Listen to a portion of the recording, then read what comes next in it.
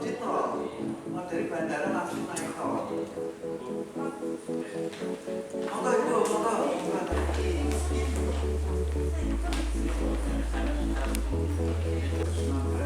Penanggulangan mumpung ini bulan Muharram. Iya, bulan Muharram ini kalau raja itu suka direligiuskan. Kalau dari surat itu raja nggak berani untuk melakukan upacara-upacara khusus untuk kontemplasi.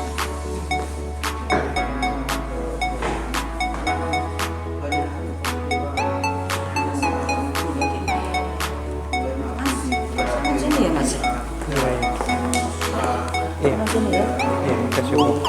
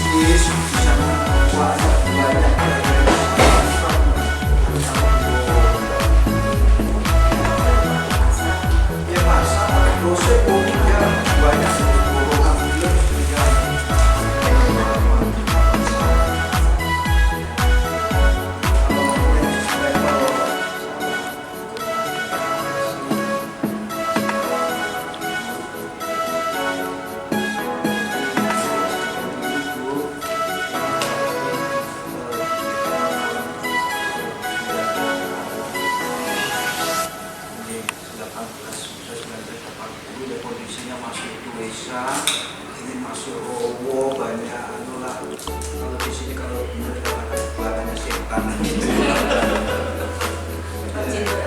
Ya cinta anak ibu ya. Nah kebetulan di tempat ini ada dua tempat. Yang satu di sini, yang satunya di Malang, next APDM di Jalan Kamisana.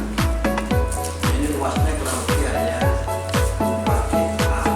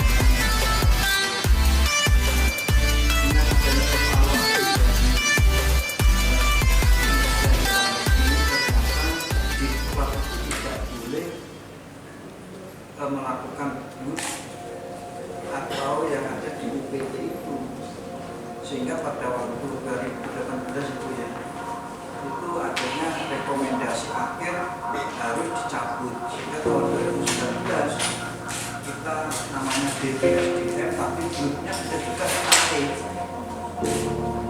Nah ini kebingungannya akhirnya persoalan kita ini, kalau begitu kan langsung kita melaksanakan mengelola keuangannya, terima langsung kita bisa mengeluarkan, bisa melaksanakan. Nah sekarang ini harus melalui retribusi dan itu harus melalui Perda. Nah itu yang susahnya. Nah Perda itu sampai sekarang ini belum didok. Nah kita untuk diklat Prajabata, terus diklat apa itu manajerial, itu akhirnya kita membuat satu siasati dengan istilahnya Pergub mendahului PAPBD. Karena kalau nggak gitu kita nggak akan bisa melaksanakan alasan itu tidak bisa. Tapi yang lainnya Gunawan ini yang ada melalui kelangannya juga kontribusi, nah kita harus melalui Perda. Nah sekarang Perda masih dievaluasi oleh Depdagri. Nah sekarang sampai sekarang kita belum bisa melakukan kecuali yang Pergub itu. Nah ini suatu persoalan yang biasa. Nah, sedangkan untuk program kami program kita dengan ada namanya sekitar 5 kali keseharian. Nah kita ini mengikuti masuk ke awal bakti yang ke-8 Jatim Amanah itu, sehingga semua itu harus ada cantolannya, semua organisasi itu masuk ke awal bakti yang beberapa, ada yang ke-1 karena itu banyak Jatim Agro, ada Jatim Kerja, ada Jatim Cerdas dan yang lain-lainnya, itu akhirnya masuk ke sesuai dengan 9 nawar bakti Satya. Nah kaitannya dengan masalah Diklat BIM, alhamdulillah kita ini ada yang APBD, ada juga yang berkontribusi ya. Sedangkan kita ini sekarang yang menjadi kendala yang krusial dan selama yang akhir ini, ternyata kita kan dari pendapatan itu, pendapatan yang untuk kontribusi itu.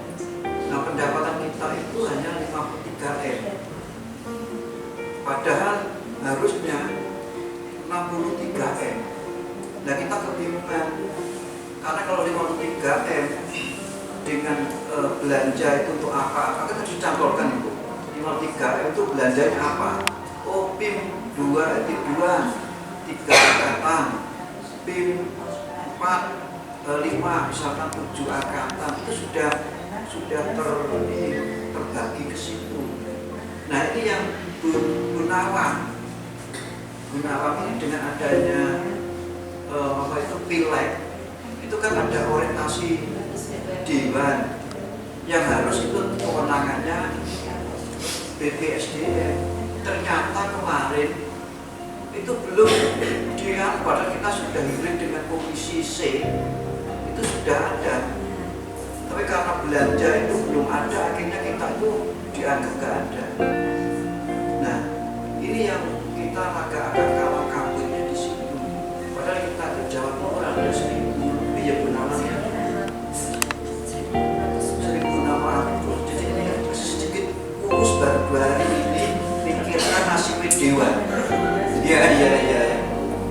Kalau itu nanti Dewan tidak diorientasi, ya bukan malah dia tidak bisa melakukan aktivitasnya itu. Jadi syaratnya untuk bisa melaksanakan tugas kewenangannya Dewan kalau sudah melakukan orientasi. Nah, akhirnya kemarin kita konsultasi dengan kepala KAD, ini satu-satunya harus melalui Kemendagri sana waktu nanti evaluasi Perda. Nanti sudah Perda sudah selesai, sudah mau dievaluasi ke sana. Nah itu yang menjadi memaksa dari 13 itu kita baru bisa menghandle dalam PA dan pendapatan ini hanya 4 ribuan. Nah ini kabupaten kota ya juga bingung karena mau ke Jawa Tengah terus ke Jawa Barat di sana juga sudah butuh, hanya menerimanya 16. Tapi sudah mentok gitu loh. Kami sendiri hanya belum nanti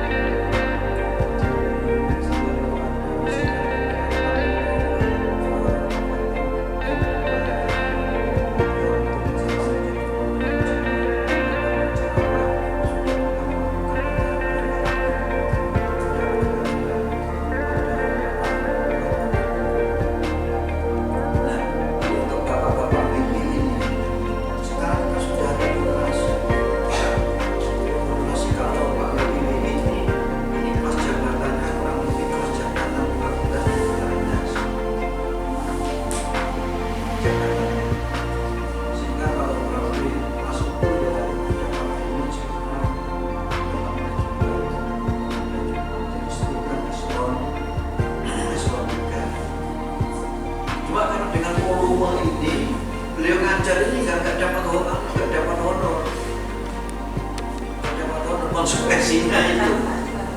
Loh, karena ini kan APBD.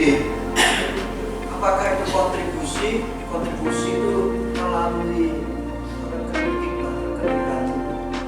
di sini baru kita lakukan ke rekeningnya daerah BPKB dan itu sudah dianggap APBD. Karena ini APBD dan kita sudah remunerasi, yaitu memang sudah wajib kamu kan gitu akhirnya. Wajib kamu untuk melaksanakan itu karena kamu sudah menerima remun itu. Padahal ini tempatnya di mana-mana. Ada di Watu Posek, ada yang di Malang, ada yang ada di Mojokerto. Akhirnya apa? Untuk melakukan itu kita memberikan uang harian sama uang transport. Tapi honor nggak menerima. Nah ini yang mungkin masih kita diskusikan nanti dengan sana dari sekretariat bagaimana dengan adanya perkenalan yang 32 JP itu. Nah apakah bisa nanti lebih dari 32 JP itu nanti setelah itu dihitung, tapi sementara Jawa Timur tetap itu belum gitu loh. Lebih dari 32 JP pun belum. Padahal itu kalau 32 JP bapak-bapak ini mereka 2 hari 3 hari sudah jebol ya, selesai. Nah ini yang akhirnya membuat Widya Iswara sekarang ini agak kalau mungkin di tempatnya ibu apakah sudah rimbun atau belum ya. Nah lebih baik itu rimbun. Iya. Jadi kalau rimbun ibu ya sudah sudah lari semua. Pak Abano sing lembur, padahal ini perlu pekerjaan banyak sekali. Sudah dianggap itu sudah selesai. Tapi kalau dulu belum rimbun, ada uang honor panitia, ada uang honor apa-apa. Panitia atau mungkin dari monitoring seragam sampai malam pun ya direwangi kerja. Sekarang dengan adanya remote itu panitia nggak ada usah kayak semacam apa itu kalau monitoring itu nggak ada panitia juga nggak ada karena sudah ada remote. Ya remote-nya ya kalau mungkin kelas jabatan 7 itu berapa Pak? 9 juta ya dan apanya udah banyak. Perubahan itu kan mindsetnya kan dia nggak terasa, jadi di transfer nggak ropot duit kan gini tuh aja kemarin duitnya orang semua ibu ujungnya kelompok dia biasanya nggak duit, sekarang duitnya naik nopo yang terima istrinya sudah Karena kayak ini kayak digit diri gitu. Manut dong itu wes. Ngambek ke suara istri.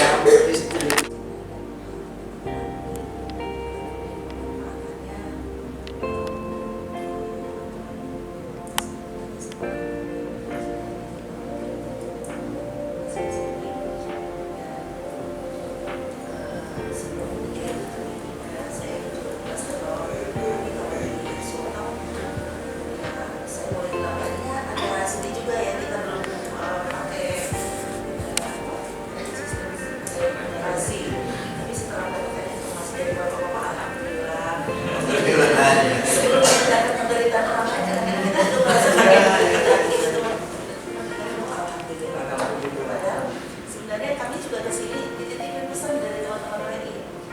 Jadi di sana itu ternyata dapat remunerasi itu akan membuat sedikit menderita ya. Tapi di sini sebenarnya alhamdulillah loh Pak, karena di sini besar. Kalau nanti di sana WNI masih sedikit. Kami bukan remunerasi tapi menjadi kerja. Jadi sekitar 3,5 juta sampai 5 juta. Tapi alhamdulillahnya bisa berjalan karena masih bisa mendapatkan kalau setelah 32 JP terpenuhi. Iya, jadi setelah 32 JP terpenuhi memang boleh mendapatkan honor. Tetapi alhamdulillah juga lagi Pak, nanti kemarin merancang tembok dan itu sudah mendapatkan persetujuan dari Kemendagri. 32 JP itu kami bikin transfer ke Pak Gubernur bahwa 32 JP itu alasan kami itu adanya berdasarkan perhitungan LAN. Berbeda dengan kondisi kami di daerah. LAN 32 JP dengan remun yang full remun. Kalau kami kan hanya sekitar 3,5 juta sampai 8, sehingga 32 JP itu kami beraplikasi bahwa itu tidak layak lah buat mempunyai. Sehingga itu JP itu dan diusul sampai dari alhamdulillah disetujui sekarang JP wajib kami hanya 14 JP. 14 JP itu pun 21 JP ya, 14 JP yang wajib mengajar, 7 JP-nya yang tambahan seperti dan seterusnya. Kemudian ya alhamdulillahnya juga kita dengan 21 IDS sekarang kita sekitar 6 ribuan ya, 22 ya, sekitar 6 ribuan alasan itu alhamdulillah bisa kita handle juga walaupun juga ada sedikit repot gitu. Karena memang semuanya 13 sama mereka yang siap meninggal kecuali uji beberapa masalah.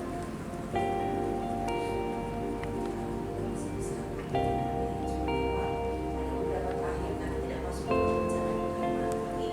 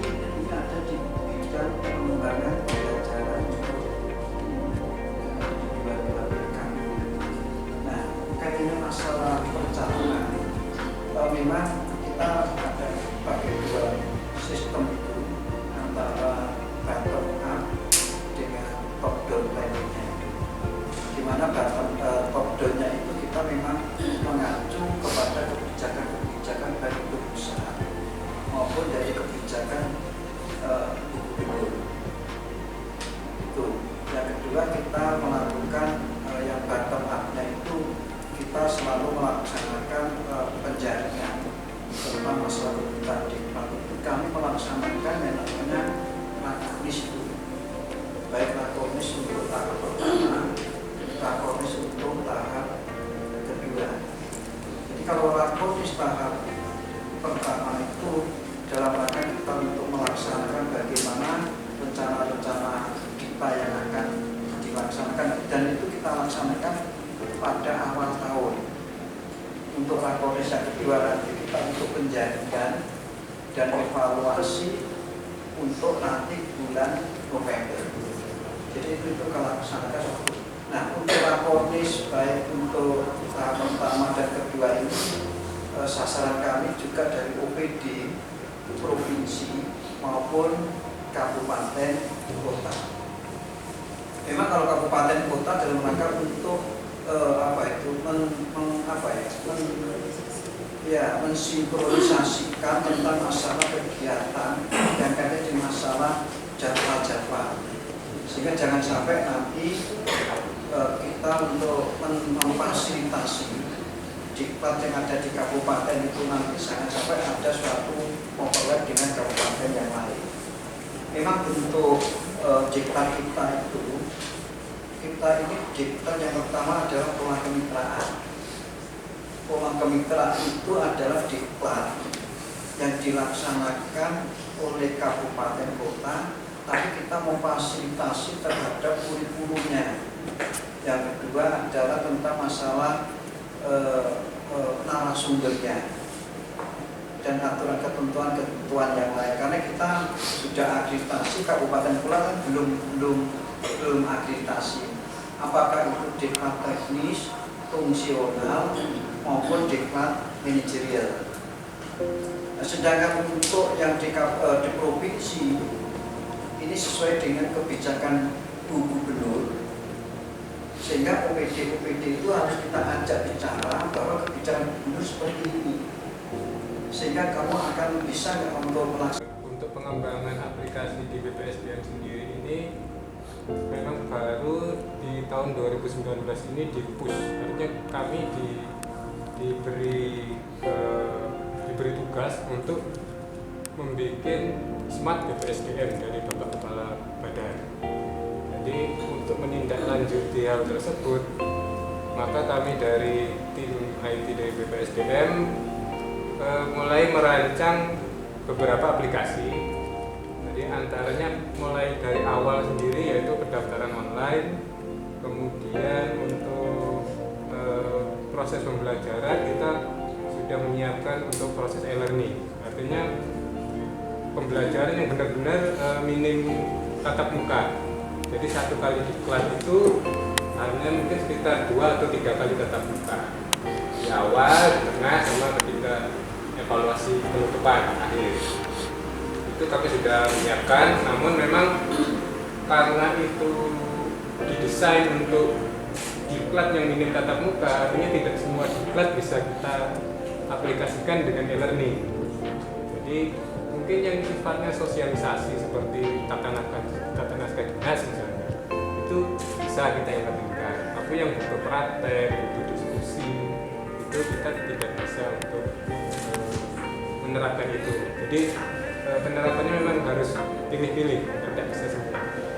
Kemudian untuk proses evaluasi sendiri, kami ini baru saja selesai dan masih tahap trial error kita itu pre-post online sama monef online.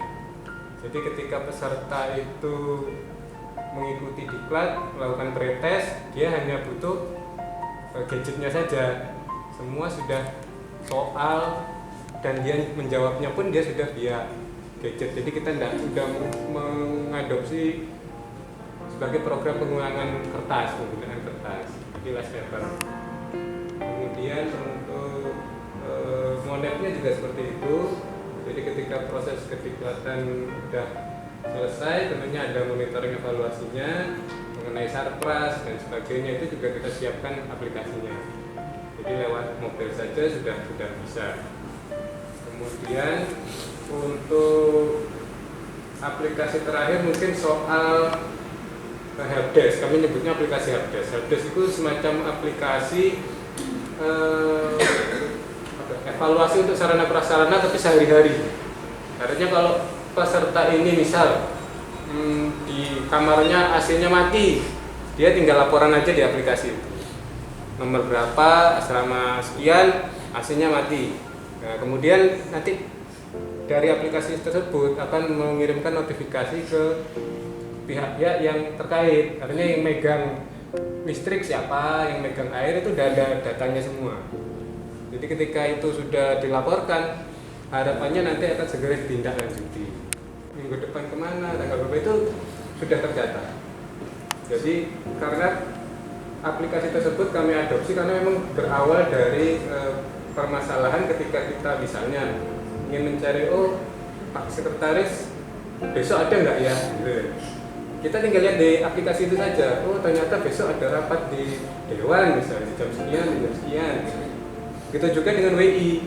WI jadwal mengajar itu dimasukkan semua. Jadi kita tahu WI A ini tim A.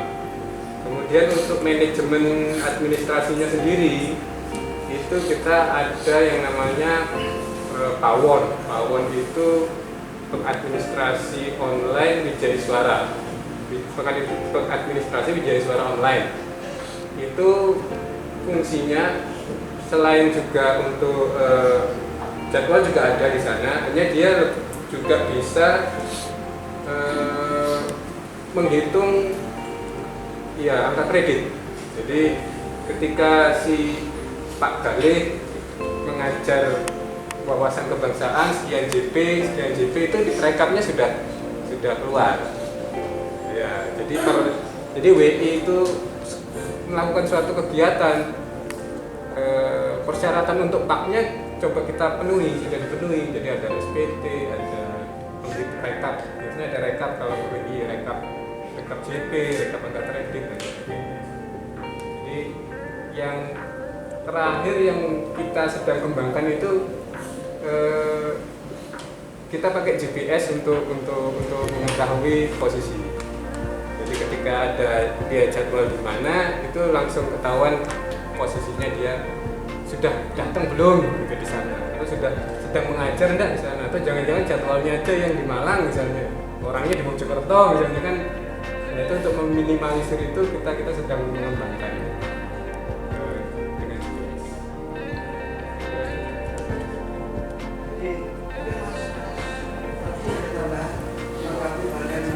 Kalau lebih ke pembelajaran Wijaya Suara, kebetulan kami di BPSDM punya beberapa sosial media, salah satunya media YouTube nama BPSDM Jatim. Dan di situ ada pembelajaran yang dalam bentuk visual, dalam bentuk digital, Wijaya Suara untuk menyampaikan beberapa materi yang ingin disampaikan. Jadi bisa dibilang semacam sharing knowledge. Jadi durasi sekitar 4-5 menit dan Wijaya Suara bebas untuk menyampaikan materi yang Terima kasih. Ini kan jam 7 dia sudah ngajar mungkin di Malang, sehingga kalau mungkin ini apa itu ada terjadi si Pak Galih ini atau Pak siapa? Pak Reza ini nanti bisa mengganti Bu Nawang atau mengganti saya, dia nanti sudah bisa mengisi aplikasi itu tadi dengan dia mengirimkan dan ada Google Map-nya. Oh saya posisi di sini, sehingga betul-betul dia dapat poinnya dalam rangka untuk penetapan penentuan angka kredit itu. Jangan sampai nanti nggak ngajar karena kita nggak tahu, sehingga yang dapat poin itu adalah orang lain, padahal yang ngajar adalah Pak Galih dengan Pak Reza. Sehingga ini akan mempermudahkan. Dia sudah kirim ke admin, sudah nanti SPT itu sudah akan tercetak, tapi dia yang akan mengisi SPA-nya aplikasi. Oh saya hari ini ngajar wawasan kebangsaan mulai jam sekian sampai jam sekian, sehingga nanti sudah masuk ke aplikasi untuk isi SPT-nya itu.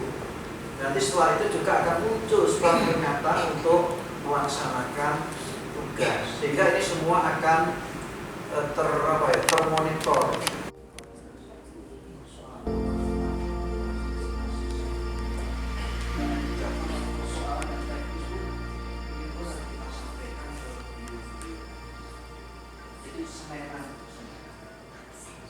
Langkah mungkin pasti dari pengajuan dari B, dari C, dari B, kira-kira memenuhi posisi A itu Pak, langkah-langkah kritik gimana Pak? Bagian gimana kita bisa tahu kira-kira apa yang dibenahi dalam proses akreditasi bisnis A, walaupun kalau kita melihat memang fasilitasnya memang sudah bagus, cuman kan bisa fasilitas ada beberapa yang termasuk administrasi dan sebagainya. Kalau dulu nggak fasilitasasi banyak kurang Pak di sini, kan barusan aja. Barusan aja. Ya, kita untuk prasarana memang sarana ini tahun 80 itu sudah susahnya. Kita tambah sulam ya. Nah ini untuk sarpras Pak, kami itu sesuai kita sehingga kita sudah semua langsung ya langsung A kita, jadi nggak ada BC, nggak ada langsung mulai awal itu A ya. Bukan 80, sekitar tahun 2000-an.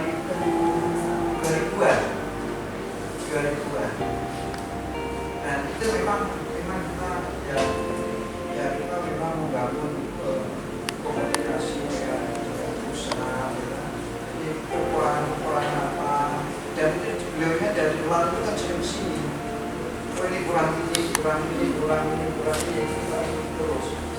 Jadi bukan hanya sekali kita untuk mengajukan selesainya, tapi ini butuh waktu yang agak lama sehingga kita tahu kekurangan apa di mana itu sudah tahu.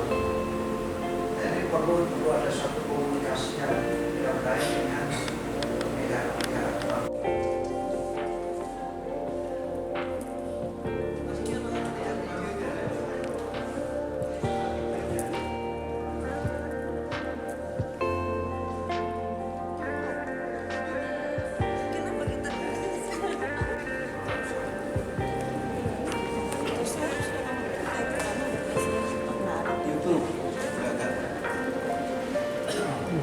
Jadi kita ada YouTube Bu ini, kita ada di PSDM. YouTube cantik-cantik.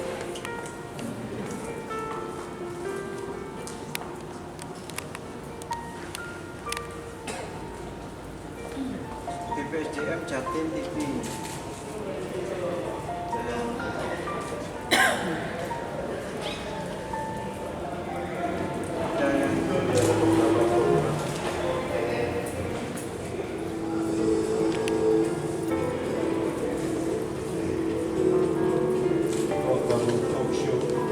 Nama programnya Dialog Pakar.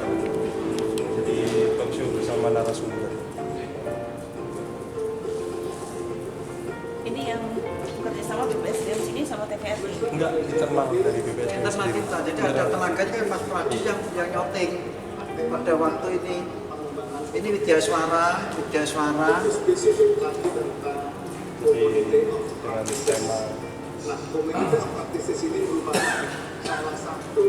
Nanti Ibu bisa BPSDM Jatim, nanti bisa ke situ, bisa lihat.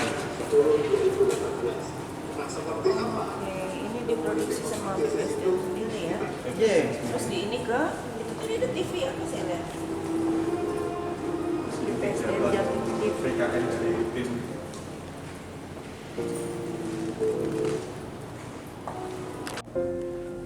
Apakah benar kalau kita mengatakan bahwa ancaman itu adalah yang datang dari luar? Benar nggak? Benar nggak? Ya, ancaman yang mengancam NKRI itu yang datangnya dari luar. Benar nggak? Jadi dikatakan benar. Iya kan? Nah, sekarang berikutnya, ketika ancaman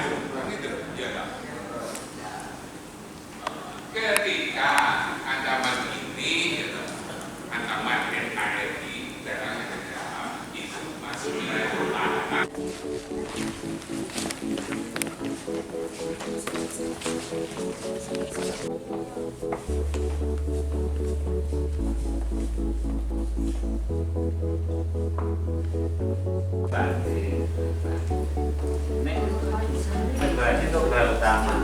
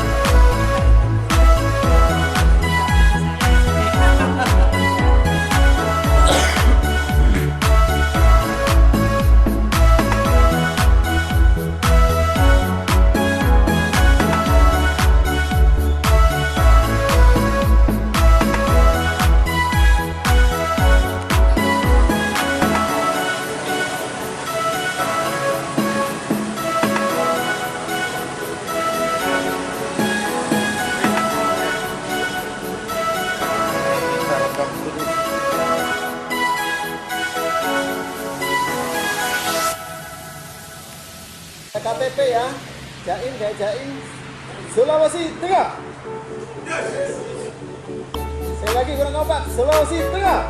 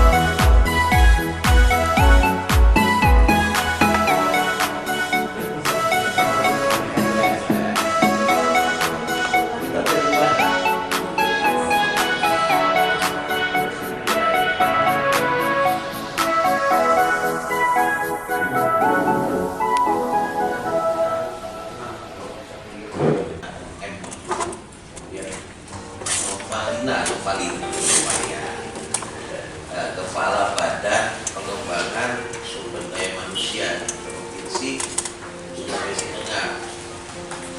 Terus yang teman-teman juga peserta iklan kepemimpinan 33 angkatan ke-23 Badan Pengembangan Sumber Daya Manusia di Provinsi Sulawesi Tengah. Assalamualaikum warahmatullahi wabarakatuh. Waalaikumsalam. Selamat pagi, salam sejahtera bagi kita semua. Salam. Yang saya hormati Bapak Insinyur Hidayat Syah MT, Bapak Asisten 3 Administrasi Umum Sekda Kota Surabaya. Terima kasih atas kesempatan diberikan kepada kami.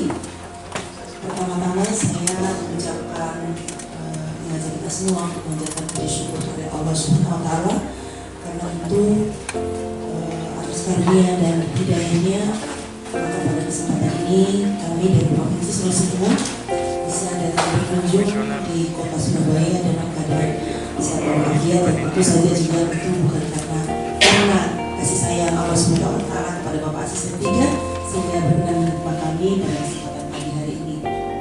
Kemudian yang kedua, kami mengucapkan terima kasih kepada sistemnya yang dirancang sedemikian bagus, maka kemudian ini bisa mempermudah teman-teman OPD dan multisektor untuk melakukan perencanaan dengan baik, dan kami sangat tertarik dengan ini karena beberapa di antara teman-teman peserta di platform ini juga berasal dari Bapeda.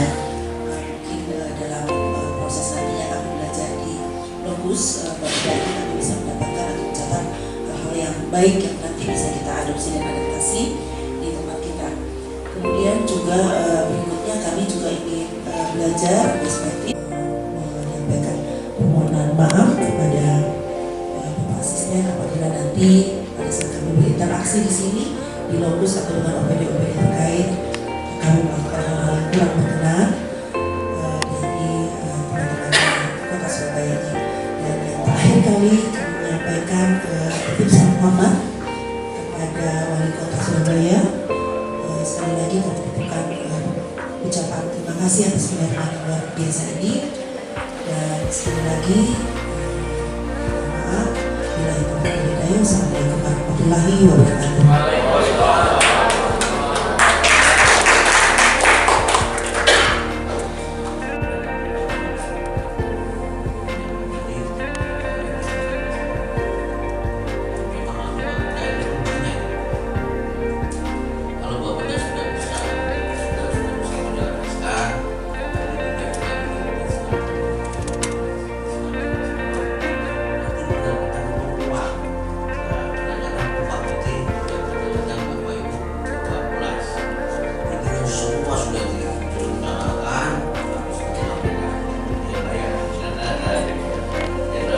Pertanyaannya kepada temannya sehingga bapak-bapak dan teman-teman semua ini tidak kembali dengan perasaan yang masih penasaran ya. Jadi solusinya seperti itu ya. Kalau bapak-bapak yang kebetulan fokusnya di dinas sosial tapi tertarik dengan isu-isu yang ada di Bapeda, titipkan pertanyaannya karena tidak hanya sejahtera di dunia tapi insya Allah sejahtera juga di akhirat.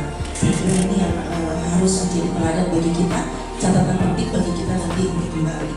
Yang berikutnya menjadi catatan penting bahwa hari ini kita tidak hanya sekedar tahu ya, mencatat hal-hal yang baik tadi, hal-hal yang sudah dicontohkan oleh Ibu Risma beserta jajarannya di Pemkot Surabaya, tetapi yang paling penting adalah apa yang bisa kita bawa pulang dan kita implementasikan di tempat kita masing-masing, supaya juga kehadiran kita di sini juga akan menjadi catatan amalan kita, bermanfaat bagi kita dan orang-orang yang kita mestinya ayomi, lindungi dan layani nanti di tempat kita masing-masing.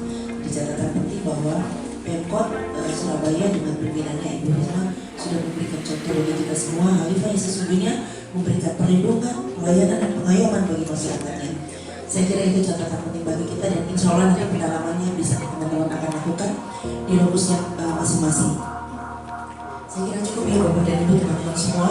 Bapak Asisten sekali lagi terima kasih untuk penerimaan yang luar biasa dan pengantar pagi ini. Saya kira ini akan menggugah motivasi teman-teman untuk belajar lebih dalam lagi dan lebih banyak lagi nanti di lokusnya masing-masing. Dan sekali lagi saya memohonkan maaf apabila dalam diskusi kita hari ini dan barangkali nanti di kala kita akan nanti di lokus kita masing-masing ini ada hal yang kurang berkenan, mohon untuk dimaafkan. Dan sekali lagi titip salam hormat kami dan ucapan terima kasih kami kepada Ibu Wali Kota. Sekali lagi terima kasih atas penyambutan yang luar biasa. Akhirnya Pak Asisten 3 teman-teman semua, kita akan berbagi diri ya ke lokus masing-masing. Dan billahi taufiq wal hidayah. Wassalamualaikum warahmatullahi wabarakatuh.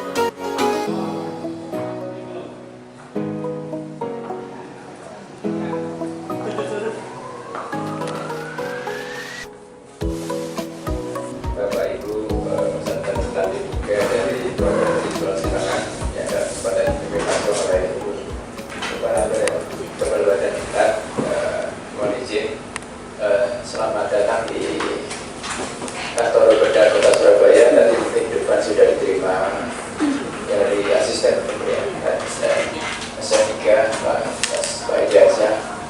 Mohon izin pada saat ini Kepala Sekretaris Bapeda Kota Surabaya dan yang saya hormati juga rekan-rekan teman-teman peserta Diklatpim 3 Provinsi Sulawesi Tengah.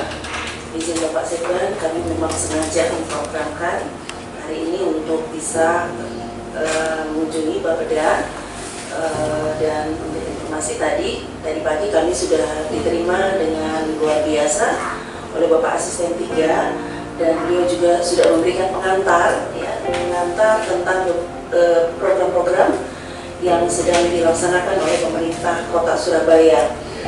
Dan untuk sebagai pengumuman kami sampaikan bahwa kelompok kami ini terdiri dari 40 orang peserta di Diklatpim 3 yang berasal dari provinsi dan kabupaten kota di Provinsi Sulawesi Tengah yang keseluruhannya berjumlah 40 orang yang kami bagi menjadi 3 lokus. Yang pertama ke Bapeda, kemudian kedua ke Dinas Sosial, dan ketiga ke Dinas Kominfo.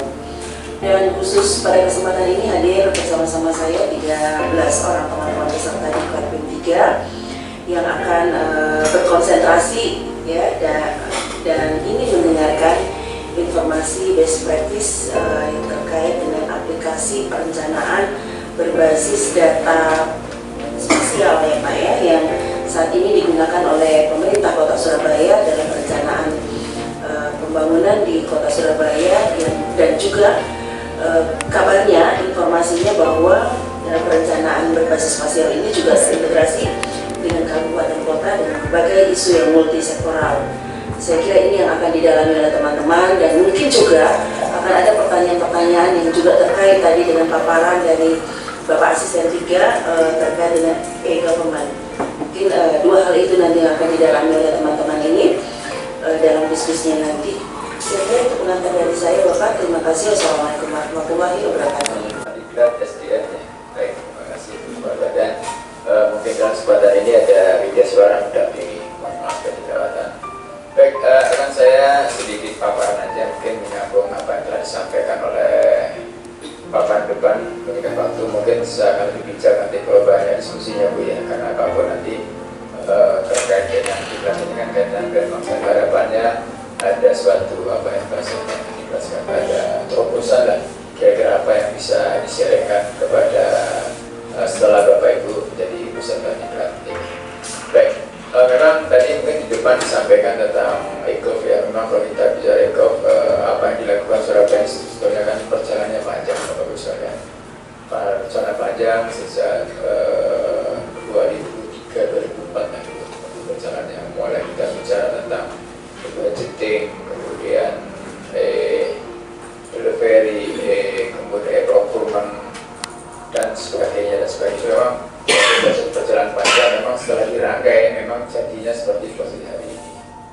memang dalam perjalanannya banyak hal-hal yang menjadi kendala dan apapun, karena tujuan satu yaitu untuk pertama untuk efisiensi, yang kedua untuk menjaga sinkronisasi konsistensi perencanaan dokumen penganggaran, mulai itu yang 5 tahunan maupun 20 tahunan maupun 5 tahun masuk ke satu kali yang perlu kita lakukan.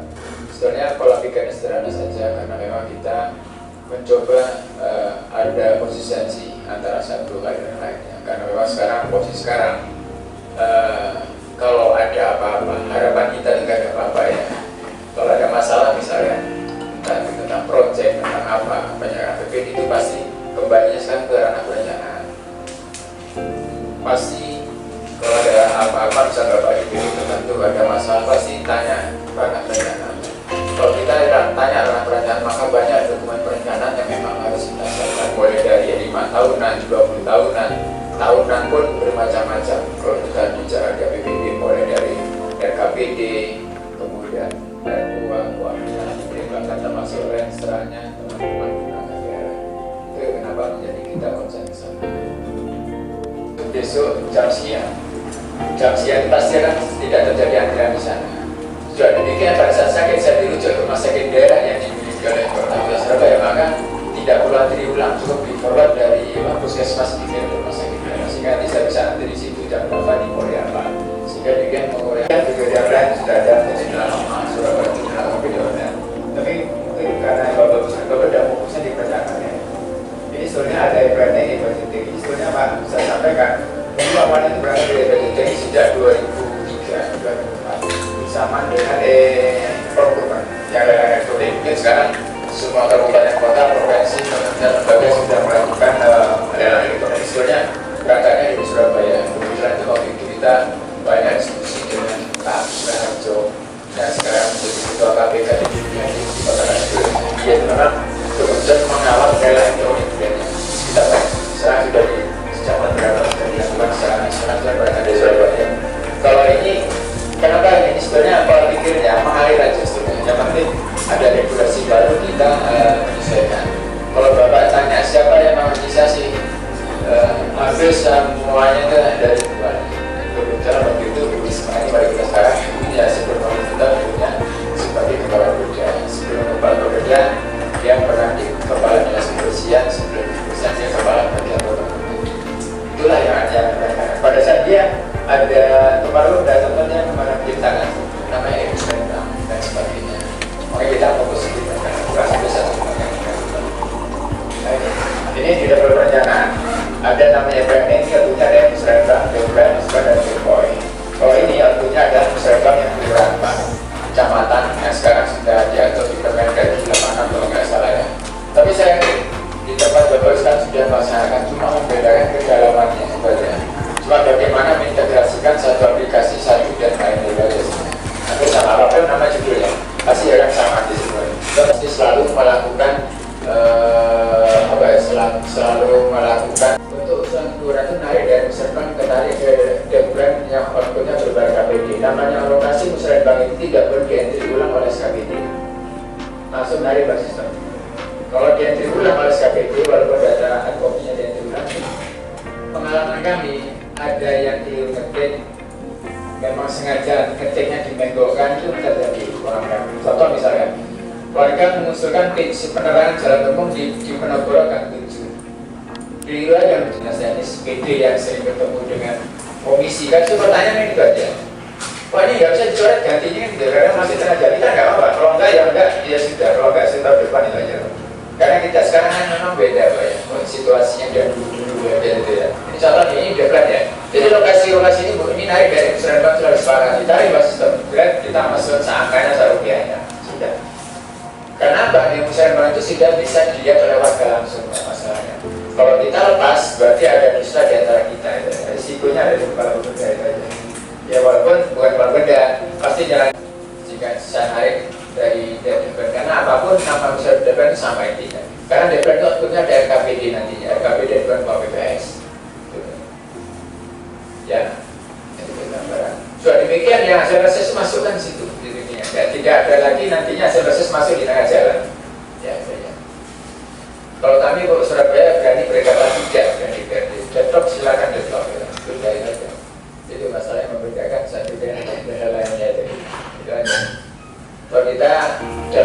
APBD PNS tetap bayaran kok bayar 12. Kalau mereka kan nggak gajian gitu ya. Sekarang masuk ke budgeting. Namanya budgeting sama. Budgeting ini kan outputnya RKA, bagus sekalian. RKA. Jadi RKA itu pintu masuk APBD. Nantinya RKA ini setelah diuji, budgetnya diuji, maka menjadi RAPBD dikali ke sistem S1. Dia terdorong dari persoalan kemutahiran modernisasi dalam pembangunan dan menurunnya jumlah ASN kalau tidak salah kan dia mencorot hal itu. Ya barangnya. Kalau itu masih teken kontraknya, masih bisa nunggu. Repot teken kontraknya agar di PHK ternyata tidak tersedia. Tapi insya Allah Pak selama ini aman Pak kita. Mudah-mudahan juga tetap aman. Karena apa? Karena lognya itu apa ya Pak? Filternya itu banyak ini Pak. Contohnya Pak, catat kita. Ini apa Pak? Tadi Haji Black, apa ini? Dan saya tahu. Kalau saya buka ini, saya dapat belajar juga. Sama sesuatu. Tahun ya? Iya, sudah 10 tahun ya.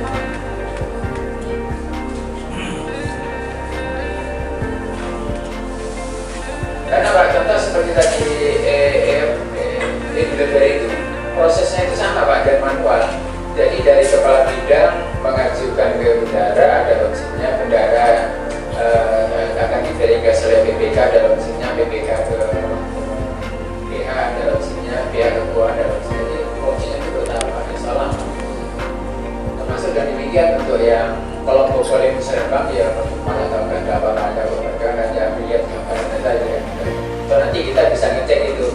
Misalkan ini pernah dibuka orang dia dalam kompetensi sama. Tapi salah yang lain-lain yang agak rawan ini budgeting sama pelayanannya. Karena Pak sistem ini kan tidak semuanya bisa diakses oleh publik Pak.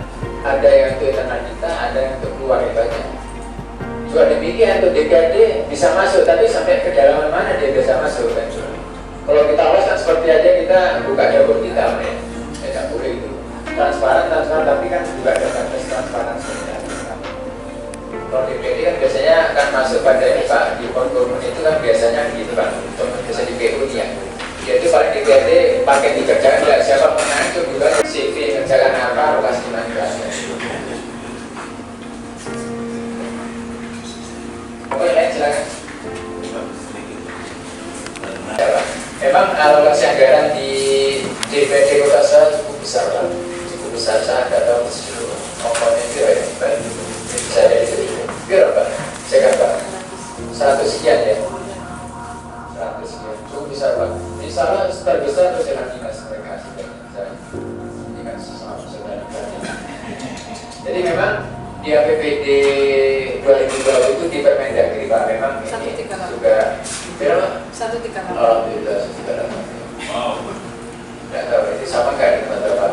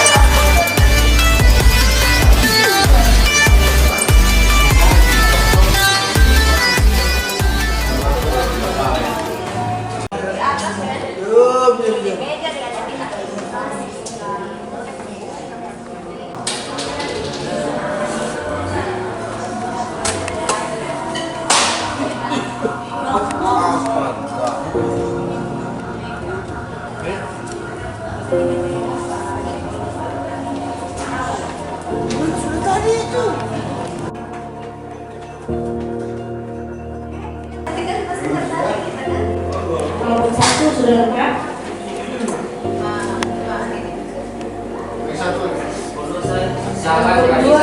Ganti baju kan, habis taruh di baju.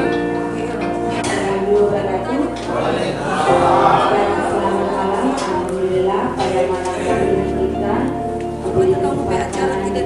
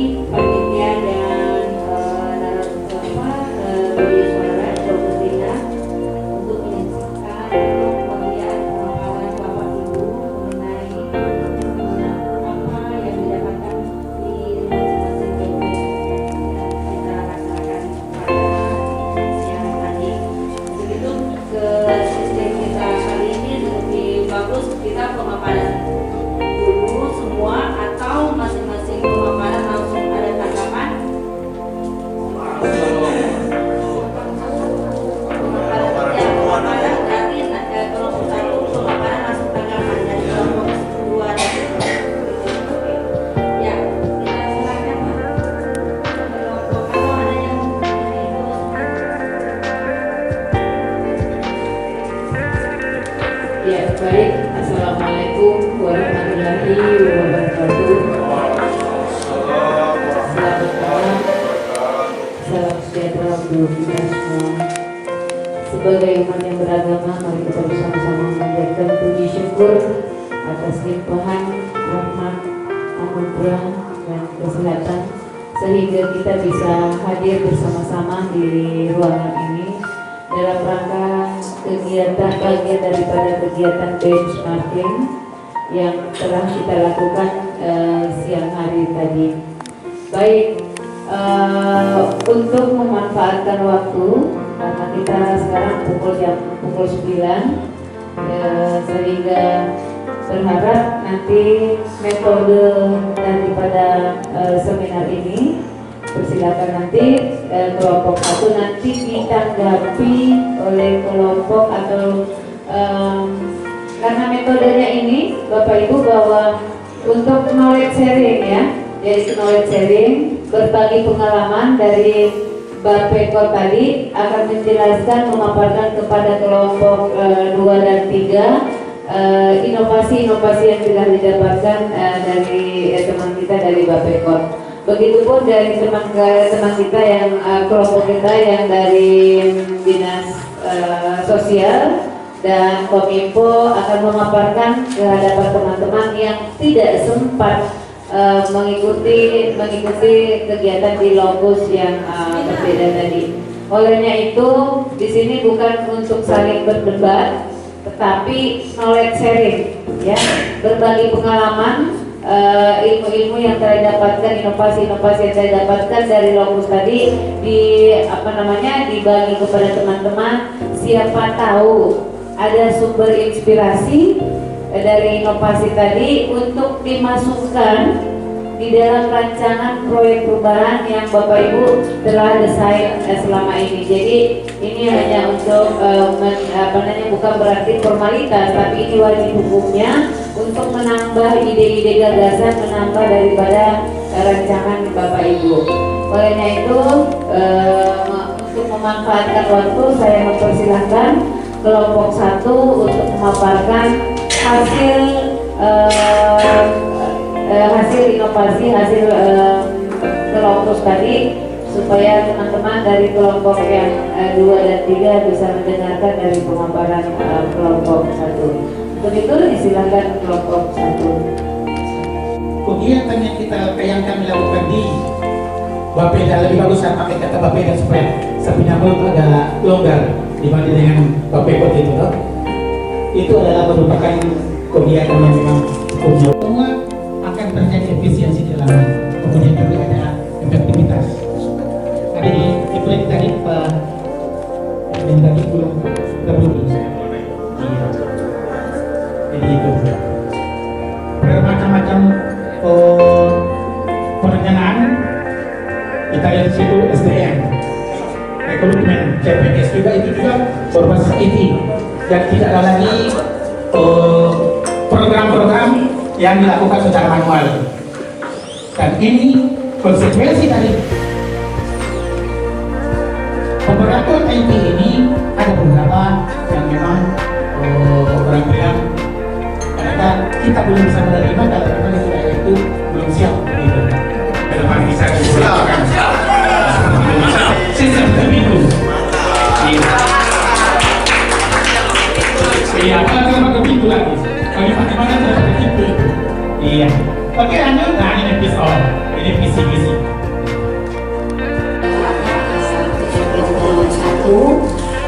Seperti yang disampaikan tadi bahwa setelah kita melihat dari pemaparan dari pertama sampai terakhir, memang sepertinya inovasi yang disampaikan oleh tadi pemapar tidak ada yang bisa kita ambil untuk kita bawa ke tempat kita. Sedangkan di sini tadi disampaikan kita itu harus berbagi. Apa yang tidak ada di misalkan di kelompok kami, kelompok 2, kelompok 3 itu bisa diteruskan oleh kelompok 1 misalkan. Tapi kalau kita melihat pemaparan yang ada di kelompok 1 itu sepertinya apa yang sudah dilakukan pemerintah kabupaten kota Surabaya itu juga di daerah kami sudah terlaksana. Jadi kira-kira dari kelompok 1 apa inovasi yang bisa kita adopsi untuk untuk kita adopsi untuk kabupaten kita. Terima kasih. Untuk aplikasi semua yang ada di Pemkot Surabaya ini, apa yang datang di Bapeda, apa yang misalnya menggigit inovasi baru apa? Karena kalau yang planning dengan Musrembang itu sudah masuk di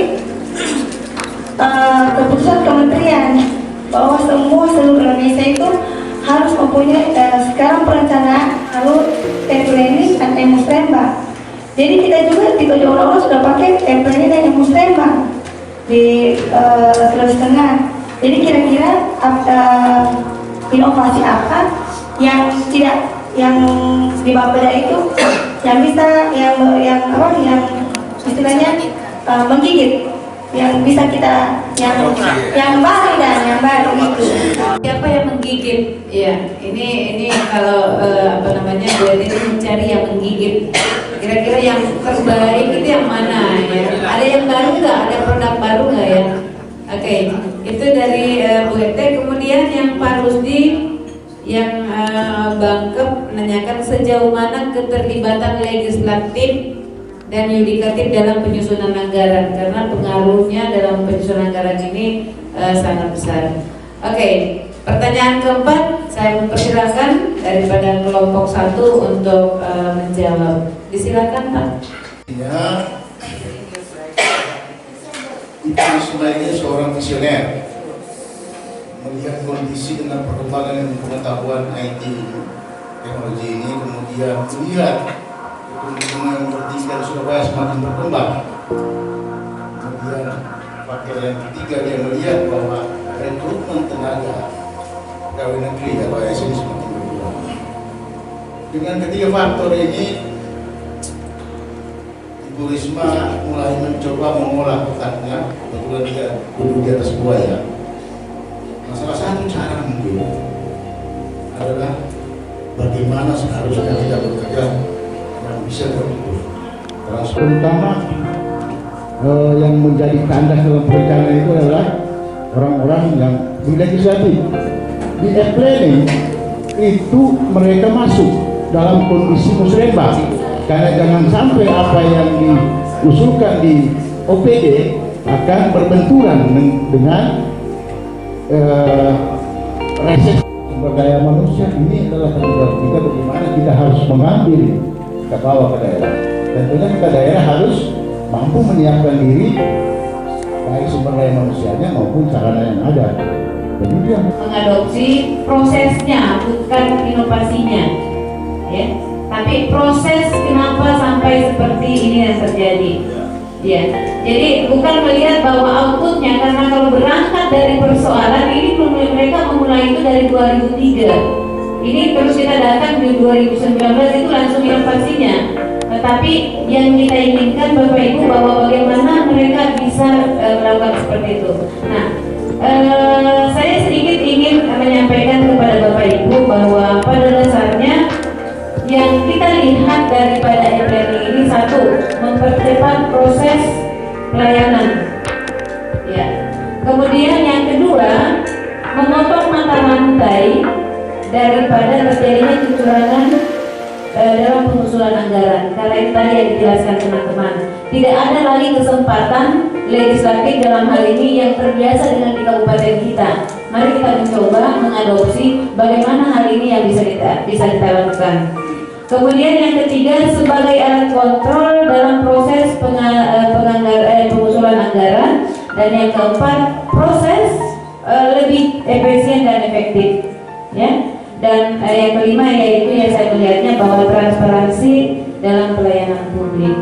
Jadi ini yang poin yang bisa kita adopsi. Bagaimana caranya, silakan Bapak Ibu adopsi sendiri, combine dengan ide-ide kreatif dari Bapak Ibu, kemudian disesuaikan dengan daerah kita masing-masing. Karena untuk mengadopsi mentah itu kayaknya susah, sesuaikan dengan kebutuhan Bapak Ibu.